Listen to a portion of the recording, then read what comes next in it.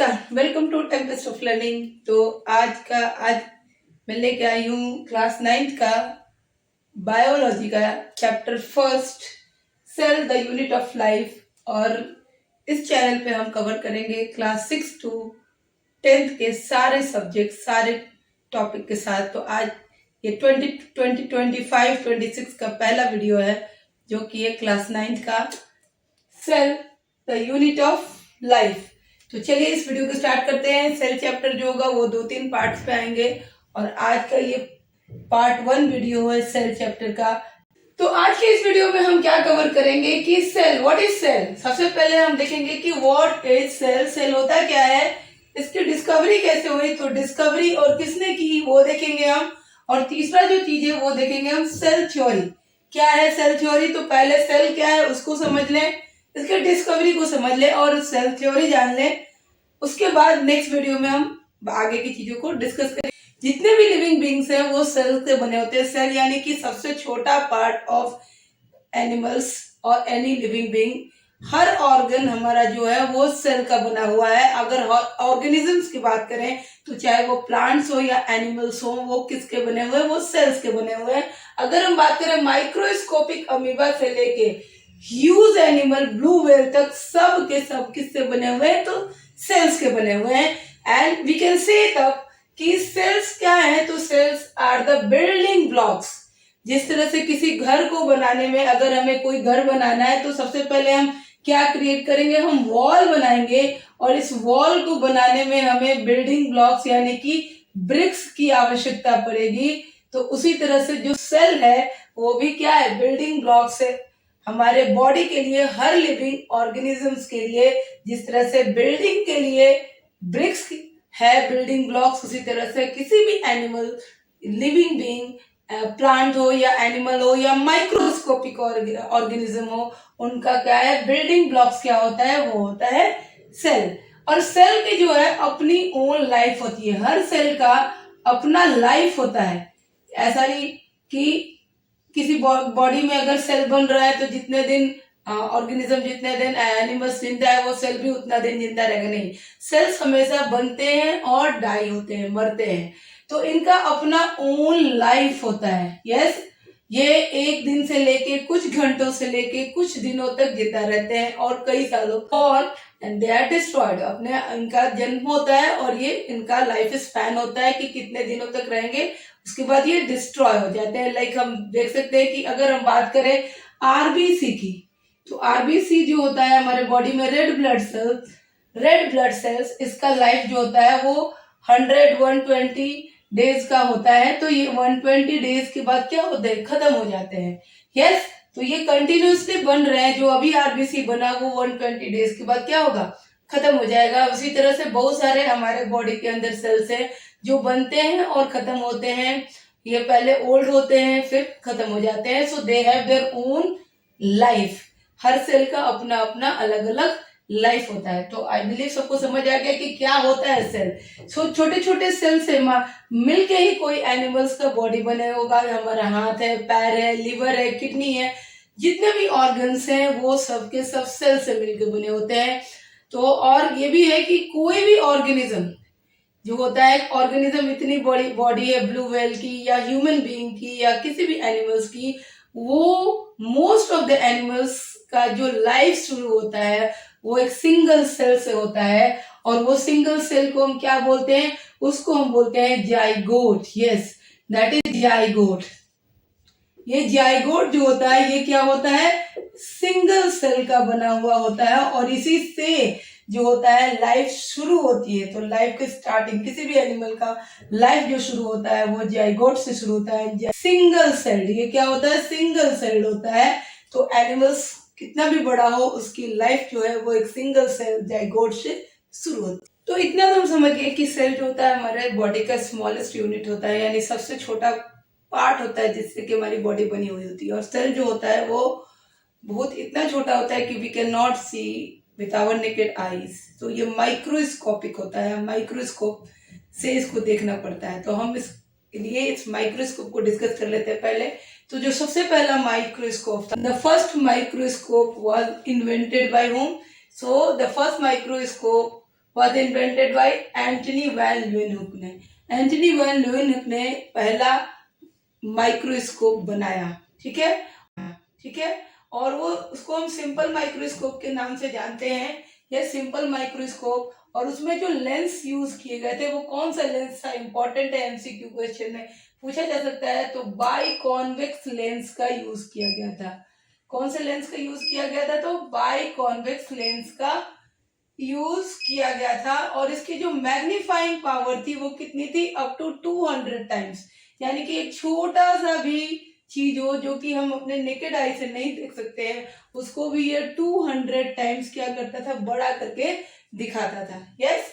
उसके बाद जो आया नेक्स्ट माइक्रोस्कोप, वो था कंपाउंड माइक्रोस्कोप, जिसका हम अभी भी यूज करते हैं। उस किस बेस पे आया, तो वो आया था रॉबर्ट हुक के द्वारा इन्वेंट किया गया माइक्रोस्कोप, जिसके बेस पे जो माइक्रोस्कोप हम अभी यूज करते हैं वो उसी बेस पे बना हुआ है। तो वो था कंपाउंड माइक्रोस्कोप।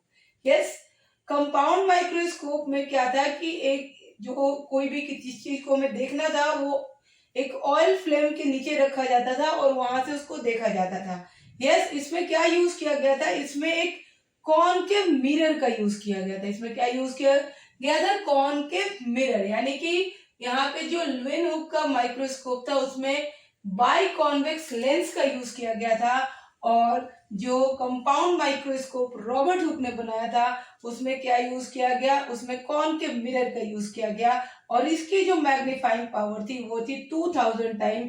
यानी कि एक छोटे से चीज को 2000 टाइम्स बड़ा करके दिखाता था।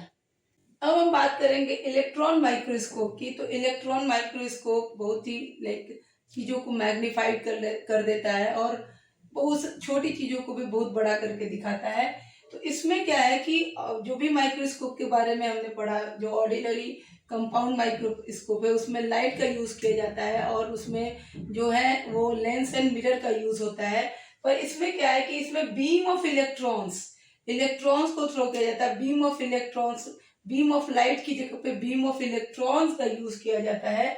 किसमें, इलेक्ट्रॉन माइक्रोस्कोप में, जिसको कि एक मैग्नेट के द्वारा बेंट कराया जाता है। ठीक है, इसको मैग्नेट के द्वारा बेंट कराते हैं और इसका जो मैग्नीफाइंग पावर है वो है 2 लाख टाइम। तो ये किसी भी चीज को और बहुत बड़ा करके दिखाएगा। कितना भी छोटा चीज हो उसको बहुत बड़े तौर पे क्या करेगा, मैग्नीफाई करेगा। तो ये 3 तरह के माइक्रोस्कोप के बारे में हमने जाना। अब हम देखेंगे कि सेल की डिस्कवरी किसने की। तो जो पहला सेल है वो डिस्कवर किया था रॉबर्ट हुक ने। और कब किया था, 1665 में। और ये एक डेड सेल था।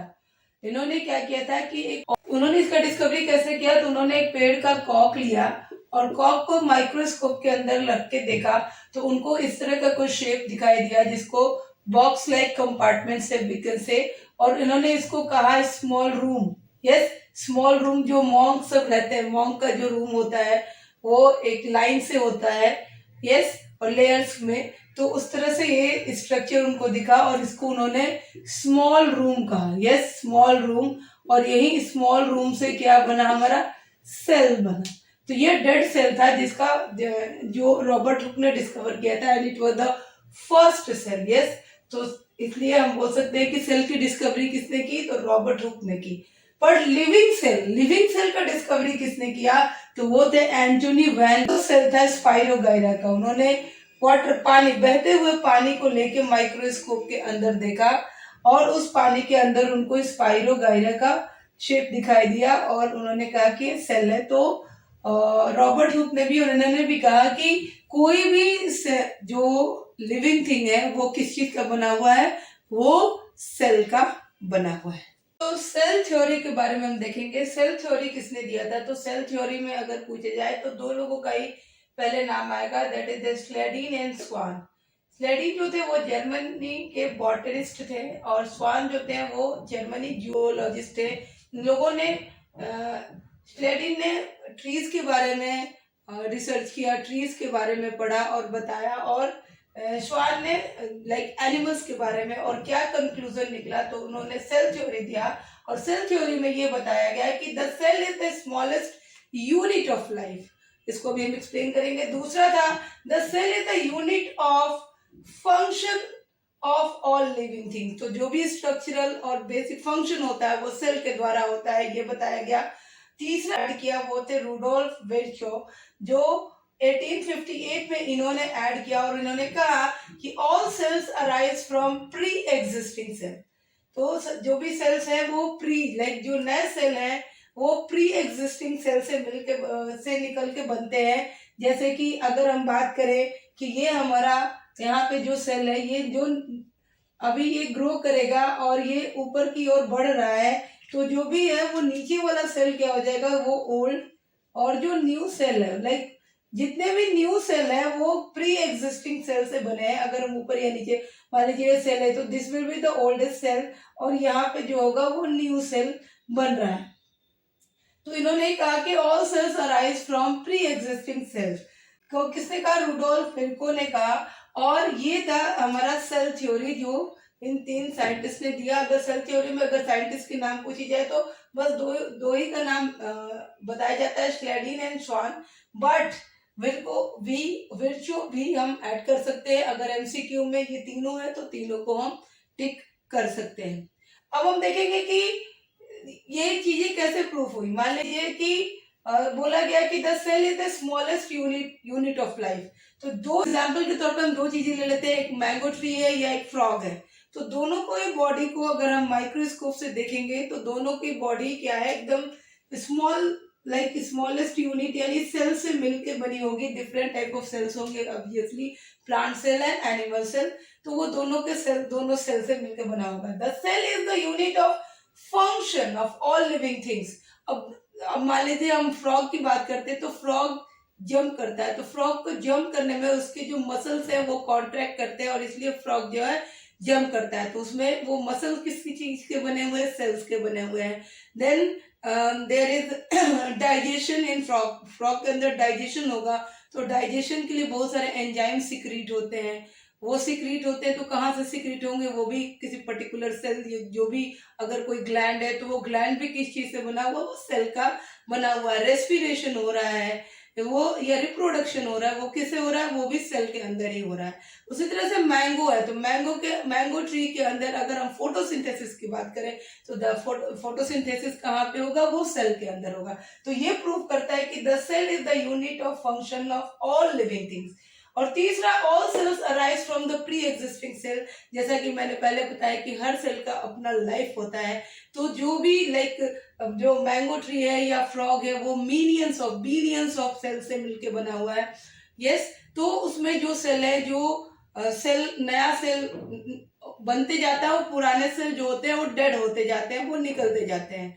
तो ये हमारा ये प्रूफ हो रहा है, all cells arise from the pre existing cell. और ये भी था कि most of the life start from the single cell. Yes, तो यहाँ पे भी जो हम देखेंगे कि ये मैंगो हो या फ्रॉग हो, ये इनका भी लाइफ कैसे शुरू हुआ, तो जब फर्टिलाइजेशन हुआ, फर्टिलाइजेशन के बाद वहां पे किससे शुरू हुआ लाइफ, तो जाइगोट से। यस, तो ये सिंगल सेल से शुरू हुआ। ओके, तो यहाँ तक का हमने टॉपिक कवर कर लिया। इसके बाद के जो टॉपिक्स होंगे वो हम नेक्स्ट वीडियो में कवर करेंगे। सब्सक्राइब करिएगा for all subjects from class 6 to 12, चाहे वो सीबीएसई हो या आईसीएसई हो। धन्यवाद।